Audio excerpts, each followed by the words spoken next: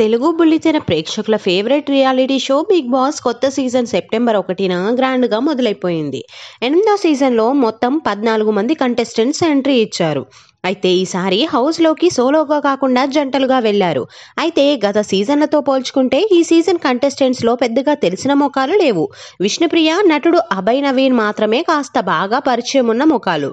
అయితే కంటెస్టెంట్స్ ఎంపిక ఎలా ఉన్నా ఇంట్లోకి వెళ్లిన మొదటి రోజు నుంచే గొడవలు మొదలైపోయాయి.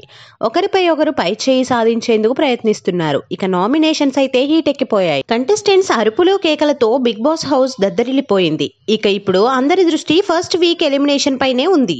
ఈ సంగతి పక్కన పెడితే బిగ్ బాస్ 8వ సీజన్ గురించి సోషల్ మీడియాలో ఒక ఆసక్తికర వార్త బాగా వైరల్ అవుతోంది.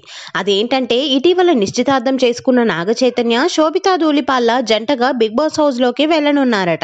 సాధారణంగా ప్రతి వీకెండ్ ఎపిసోడ్ లో సినీ సెలబ్రిటీలు బిగ్ బాస్ కు వస్తుంటారు.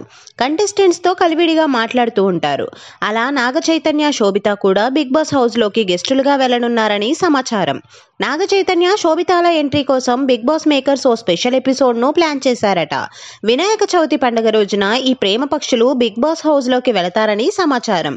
కంటెస్టెంట్స్ ను కలిసి మాట్లాడటం, వారికి టాస్కులు బాగా ఆడేందుకు అవసరమైన బూస్టప్ ఇవ్వడం కోసం నాగ చైతన్య, శోభితాలు గెస్టులుగా హౌస్ లోకి రానున్నట్లు టాక్. అయితే ప్రస్తుతానికి ఇది కేవలం రూమర్ మాత్రమే. ఇదే నిజమైతే బిగ్ బాస్ మరింత కలర్ఫుల్ గా మారనుంది.